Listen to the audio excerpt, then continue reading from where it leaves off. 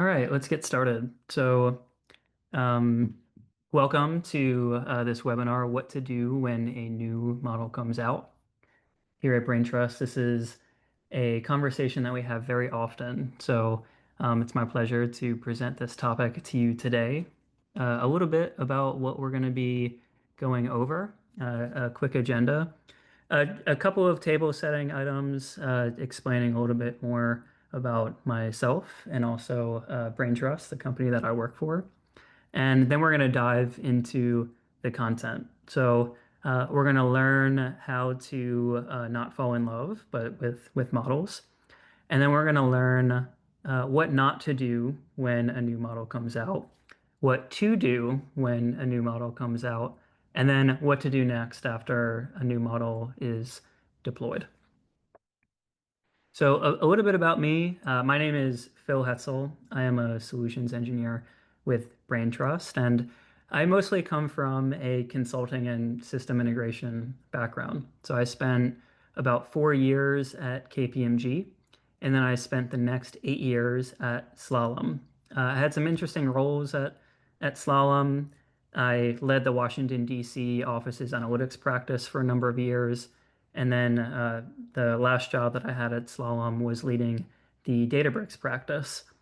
I'm also an adjunct professor at Georgetown University, where I teach introductory programming to masters in management students, as well as data visualization. And as I mentioned, I currently work at Braintrust. Fun fact about me, I'm a very proud dachshund father. You can see a dachshund figure right behind me. Normally he sits, as people in Braintrust know, normally he sits as my lumbar support, but he's not in here today, so he doesn't make any noise. And maybe a quick explanation of why I joined Braintrust. When I was at Slalom, I noticed that the customers that we were helping were so good and prolific at creating proofs of concepts in Gen AI. And they were not nearly as prolific in getting those Gen AI proofs of concepts to production. So when I was thinking about the next step in my career, I really wanted to work for an organization that really pushed and made it a lot easier for organizations to actually gain value from generative AI. And Braintrust kept coming to the top of the list. And just a little bit about Braintrust to ground the conversation. Braintrust is an LLM evaluation and observability company. And what is really impressive about the platform is it allows builders and engineers to create a really nice development loop when engineering generative AI applications, starting with being able to iterate on different prompts across different models, performing evaluations upon those prompts and models so that the engineer understands whether they're improving or regressing, or I should say, and once that model and prompt gets to production, being able to observe the behavior of that LLM as it's interacting with real users. All three of these steps are really crucial in the generative AI application development lifecycle, and Braintrust really makes it easy to create that really nice feedback loop, some of which we'll be able to see today. So let's frame the discussion. Obviously, the discussion is called "What to Do when a new model comes out." I want to first ground us into a scenario. And this is a scenario I've seen repeated across many different customers where, someone maybe in IT, maybe not in IT, they attend some boot camp or take some training, and they create like the typical get weather chatbot, and they show that off to some of their colleagues, and their colleagues get really excited. And then after a couple iterations, folks realize that that initial proof of concept doesn't really add any value back to the business. So business folks, along with their technical counterparts, pick a use case that could actually be valuable to the business and hopefully perform some real requirements gathering, maybe with their business colleagues, maybe with real users of the eventual application. And from those requirements, they build yet another proof of concept. And within that proof of concept, they're just trying to get it out the door. So they don't necessarily take the care to abstract it across different model providers. They probably just make it very, very specific to using OpenAI or only using Anthropic. Either way, they get to the point where they're able to demo it to their colleagues, and they start demoing to the C-suite. And then inevitably, the CEO in CEO Monthly has read an article about agents, gives feedback to the team to make the generative AI application more agentic, which the team accepts that feedback. And then it's time to start going through many different reviews. So there's probably a security review, some type of brand review, some type of legal review, which in some companies could take weeks to months. Some companies, it might only take days, but a lot of friction in order to get to the point where you're actually able to deploy this thing that you have made, that the team has really put a great deal of effort into deploying that into production. And then maybe the day after you go to production with this new application, you see this on your newsfeed. Let's say that you thought you did a really good job. You know that OpenAI is such a leader in the space. You used what you thought was the latest and greatest model from OpenAI. Maybe you're using something like GPT-4.1. And then all of a sudden, on your feed, oh my goodness, Google just released another version of Gemini, Gemini 2.0 Flash and Pro. And you're reading all of these great attributes of these models that you feel like you might have missed out on. And you want to be able to build this new model into your application, but you don't really feel like re-architecting it. So I guess one of the main takeaways that I hope folks get from this talk is this is always good news when you see this type of information, when a new frontier model comes out. If you have architected your application the correct way, and if you're using the right software behind that architecture. So let's jump into kind of the first topic here now that we've grounded ourselves. We don't want to fall in love with specific models.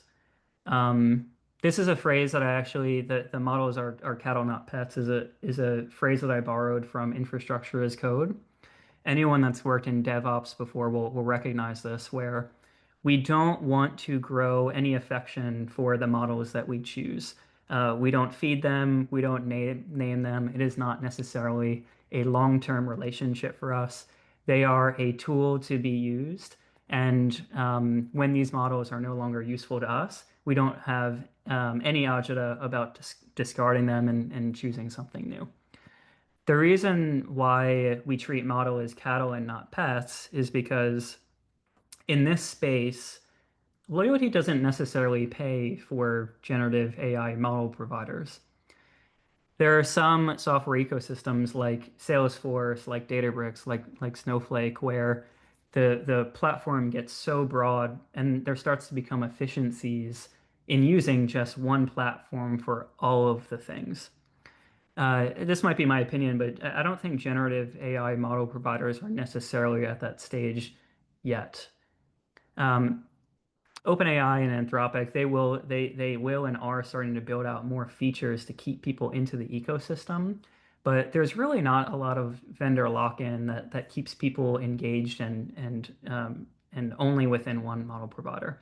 So you should use that in order to experiment with other models.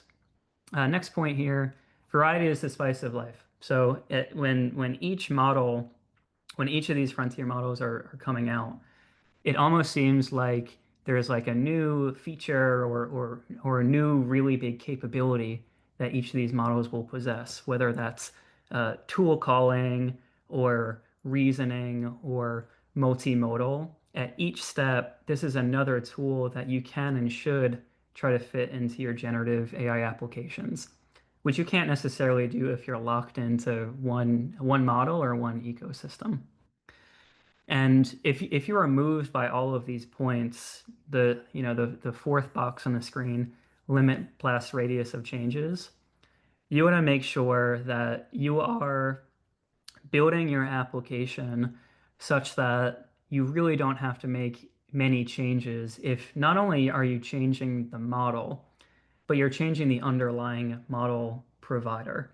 Um, this is something, heuristically that it really shouldn't take you more than a day to swap out, GPT 4.1 for Gemini 2.5 Flash. Maybe the most difficult part of that process should be the contracting between OpenAI and Google. So if we're not falling in love with models, that leads us to our next point here. What do we not do when a specific model, when a new model comes out? Two things that we don't want to do. We don't want to do nothing. Uh, maybe what a justification of someone that would be doing nothing would say, yeah, I really like the OpenAI ecosystem. This model is perfect for my application, and they choose not to make any changes. The pitfalls of this are that, remember, mo models are tools. They're not something that we gain any affection for. So if there is potentially a better tool to put in front of your customers or in front of your users, you should feel compelled to at least try that tool. Um, Also, like these tools are going to improve over time, even from a technical standpoint, from a metric standpoint. So maybe these new models are going to be faster or cheaper to run. So there is both a functional and a technical reason not to do nothing. There's also the other end of the spectrum. So we also don't want to just deploy the new model without doing some type of experimentation on whether that model fits for this use case. We don't want to say, yeah, I read in this blog post that this new model has tens of billions more parameters. It's going to be more powerful, and it's absolutely going to be a fit for my use case. You don't necessarily know that. Remember, there's a lot of variety in these models, not just constrained to how large the model is. Models are tools to drive value, and that new tool might not actually be the right thing for your specific use case. Maybe an example of that is if if a new frontier model comes out that is really large in size, um, it's possible that the latency of that model and the cost of that model is going to be prohibitive for a high velocity application where you need very low latency. It's really necessary to be thoughtful and to experiment with these new models when they come out. So we're going to try to fit inside this happy medium in our webinar today. And the way that we're going to do that is by these 5 steps.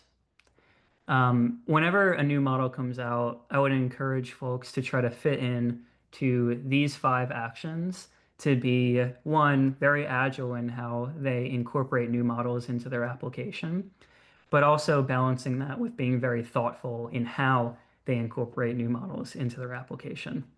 We want to be able to define success. What is good or bad? If you don't necessarily know what a good output is, just in plain English, it's going to be really difficult for you to be able to evaluate that when you're testing out new models. Gathering data. Um, what are some inputs that I can run through the new model in order to determine the types of outputs that it's going to create? Create benchmarks. What's my current state look like? I have something running right now that I want to try to determine whether it's worse or better than something new. I have to be able to create that baseline. Comparing that baseline with the metrics and the scores from the new model. And then finally making a decision and deploying based upon that decision, monitoring as necessary once the new model is in front of users. So at each of these steps, I'm going to, both explain it in maybe some more detail, and also jump back and forth with some screens within Braintrust as well. So defining success criteria. Again, what makes something good or bad?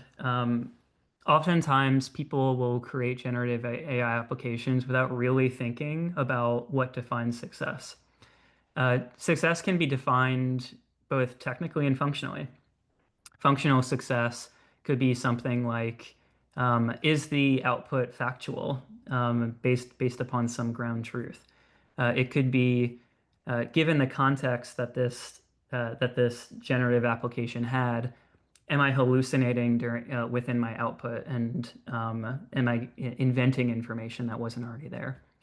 It can also be technical. So success criteria could be, I need to have under 2-second latency for the first token to hit the user, or the cost per model call has to be below 1 cent. All of these things are really important when judging what would make a successful application and a successful model within that application. So maybe the first time that I'll jump into Braintrust here, we're gonna go over. Wait, I just jumped into the Braintrust playground feature. We're gonna go over a lot of these things later, but I wanted to ground us first in to something called a score within Braintrust, and maybe just taking like a couple steps back for like a quick evals 101 lesson. When we talk about evaluations in the context of generative AI. Evals are made up of three things. They're made up of a task, they're made up of data, and they're made up of scores. We're gonna be kind of walking through each of these three things over the next couple minutes. But for now, we're gonna be defining our like an example of a score. In this case, let's imagine that for me, I'm creating a generative AI application for some chatbot that reaches into the Braintrust documentation, brings back context, and forms a response based upon that context to help me and my fellow solutions engineers. And when I think about what would make a response valuable to that effort, I think about two things. Is it grounded in truth? And does the output of the LLM remain faithful to the context that was brought back, maybe brought back from some vector database or something similar?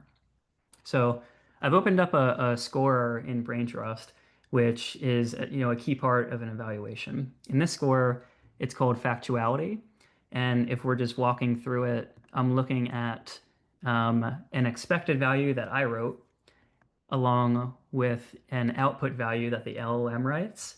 And I'm asking another LLM to choose which of these choices is most fitting. Is the expert answer a subset of the output answer? Is the output answer completely wrong? Is the output answer correct? And all these things will be able to create, a score based upon that output. So it's important to take all of your success criteria that you've just written down in not code, but just in business terminology, and relay those things into scores. That's probably the first thing that you want to do. The second thing that you want to do is, let me get to the right slide here. The second thing that you want to do is gather data. So remember, evals are three things. It is a task, it is data, and it's scores. We just went over scores. Data are the inputs that we're placing into a prompt and a model. It is really, really valuable if your data within your evaluation comes from real users. We can do our best as engineers or as product managers to approximate what business users uh, are going to use your generative AI application for, but it's rarely as close as to the real thing as necessary. So if you don't have access to real data, it is okay to just synthesize some data either through human experts or by generating these test data sets synthetically. One thing that I don't necessarily have the opportunity to show today is at Braintrust, we're actually really excited from a new feature that folks can use generative AI to start um, to start synthesizing some of these data sets, which fixes a big cold start problem that folks tend to have with evals. Um, Again, let's jump into the application so we can see this in practice. I am in the logs pane of Braintrust right now. Let's say for example, I've got I've built my chat bot.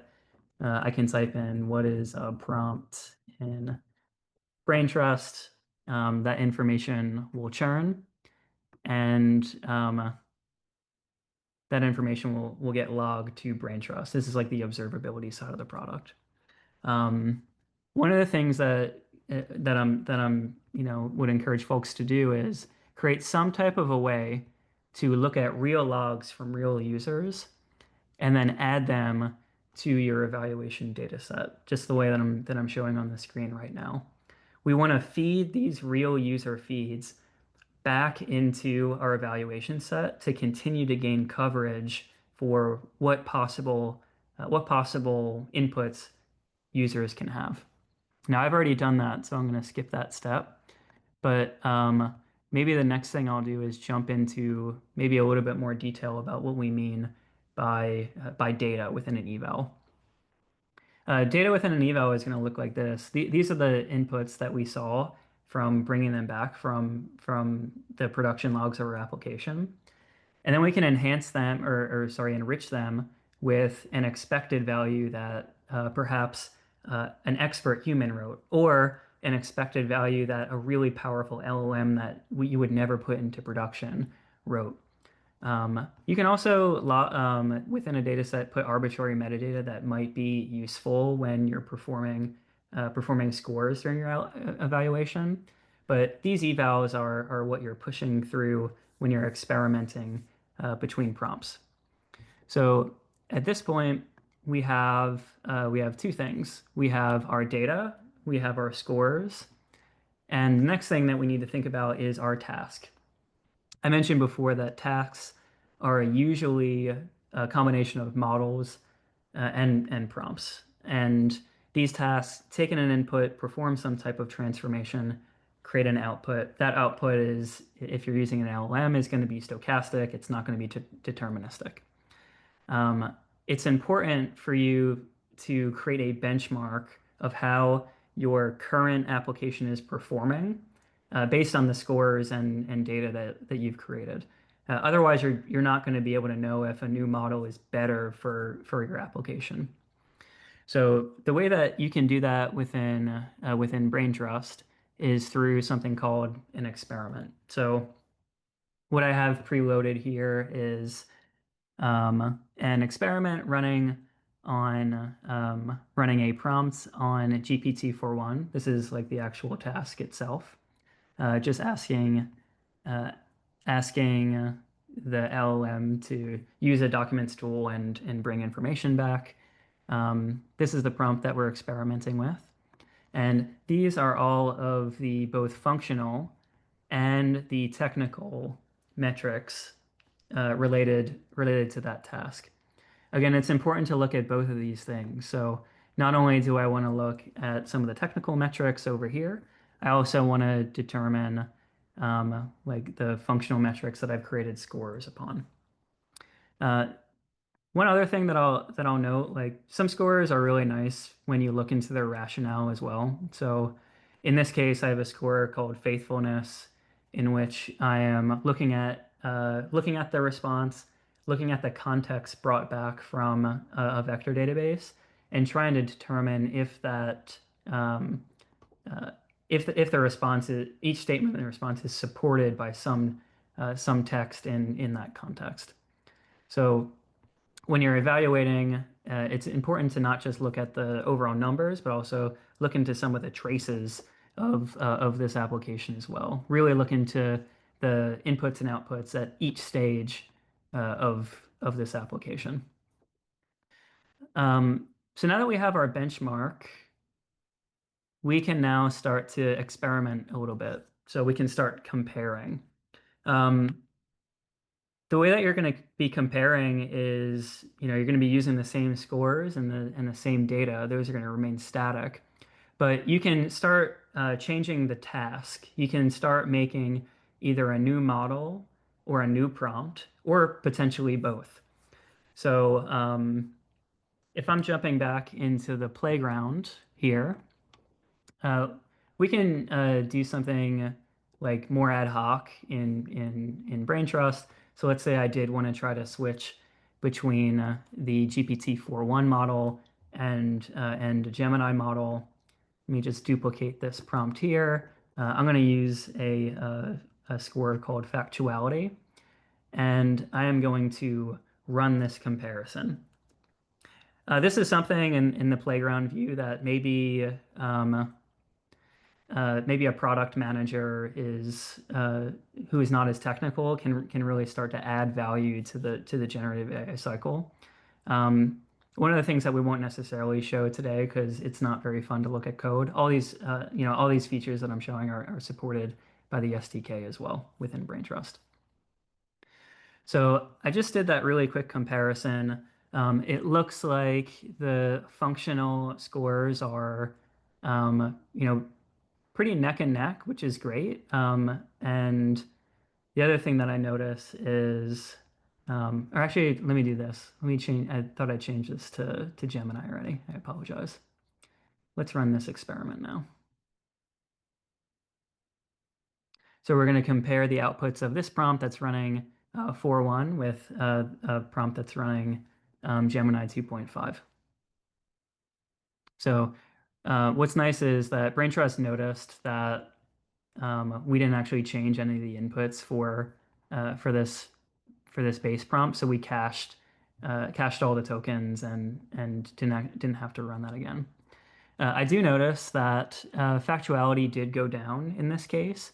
Perhaps Gemini 2.5 is not as strong of a model, but it didn't do, all things considered, it didn't do that poorly. And it's also something that um, it's taking like around the same time, but I just happen to know that this is a cheaper model to run.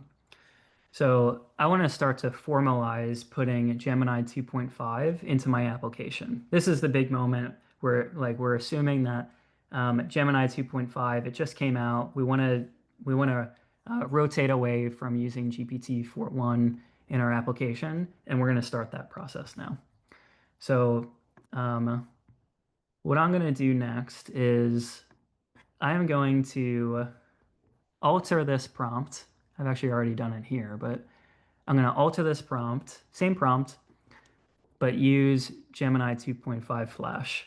And each of these prompts, when I register in Braintrust, register these prompt in Braintrust, is I get like a commit hash basically. I get a version string for each of my prompts.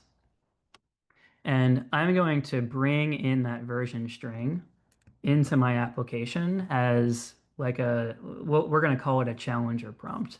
My champion prompt, that was the GPT 4.1 model that I was running before. And because I'm using um, Braintrust's AI proxy, I'm able to really just swap out models without taking into account um, like changing anywhere else in my code base. For those of you that are really interested, this is kind of the key pieces of code here. I'm simply loading a prompt, and then I'm using Braintrust's AI proxy in order to send prompts from many different providers. And the AI proxy basically just transpiles and treats them all equally. So next thing that I have kind of pre-baked here is if I wanted to commit this code, so I want to say, I'm in a dev branch right now. I want to apply this new Gemini 2.5 model as my challenger. If I were to commit this to my dev branch, I'm going to show like really briefly how this would look when you're interoperating within like your CI/CD process. So let's pretend like I push that code to GitHub. I publish the branch, and Braintrust is nice because it's going to run what's called an experiment, which is going to be very similar to what we ran in the playground. But it's going to run that experiment and it's going to save all the results. And not only will it save the results, it is going to show me within a pull request. Like remember, I'm trying to alter my application here. The way to do that safely is to use version control, use pull requests, and then only push the things to production that you really want. It is adding all of this really great information into my pull request, and it is comparing these things to my model that is currently in production. And what I like about this is it looks like I'm not losing any ground on some of the functional scores that I've added to this application. But also, it looks like it's not taking the model as long to run. And anytime you're not anytime the model is not running, that means that you're probably incurring less cost. I can also jump into the experiments view formally in Braintrust. So again, it's the same information that we saw before. We're looking at a comparison to our main branch that's in production, and we can look in detail into all of the top level metrics, what the inputs and outputs were, and then again some of the rationale of the scores that we've run. So at this point, I can feel really comfortable with the fact that this was a good change to make. Of course, we're not limited to only 5 cases here. In real life scenarios, you'll probably have dozens or hundreds of eval cases to give you comfort to safely push to production. Um, and then you're probably ready to go to the last step here, which is deploy. So again, I'm able to kind of do this here because I've built my application in a way where really the only thing that I need to change is the prompt versions that I'm pulling from Braintrust. And then from there, I don't need to change um, any of the application code that I have. All of that's kind of being handled automatically. I do also want to talk a little bit about the monitoring component, which is also key when you've deployed to production. So I'm gonna actually let me tackle this now. Before we actually look at the application again, a couple of deployment patterns that I'll talk about. It is possible if you're feeling very comfortable with the new model and new prompt that you're pushing to production. It's completely fine to use a single model type of architecture where you're sending 100% of the traffic to that new model version that you've defined. I think it could also be valuable to use like a multiple model type of setup where you're sending different parts of your traffic to different models. 3 examples here, and then we'll see one of these examples in the code base as well. Doing like an A/B style setup where you send a percent of traffic to one model, and then you send a complementary set of traffic to another model. There's also perhaps an opt-in type of method you could use where folks will say that yes, they want to use a beta version of your product, and then you can elevate them to use this new model. Lastly, if perhaps you're using like a really powerful model that just came out that is going to incur some cost for the company over and above what you had previously. Perhaps you make this a premium setting where you elevate a user's subscription tier and you send those types of users to your more expensive models. The most important thing if you're doing this type of multiple model setup is really make sure that you're keeping track of like the models and maybe even the prompt versions of those models within your application logs. So let's look at our application now.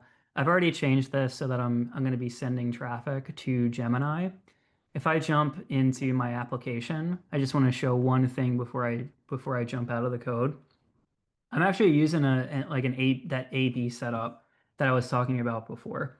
So I'm still calling my Gemini model my challenger model. It hasn't necessarily, let's say I don't trust it enough yet to send 100% of traffic my way.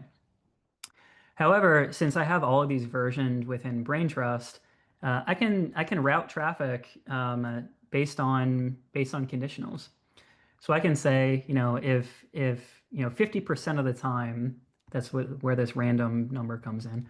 50% of the time, I want to route traffic to my GPT-4.1 model, and then the other 50% of the time, I can send that to my challenger model. So let me make a couple of function calls here. Let's say, what is tracing in Braintrust?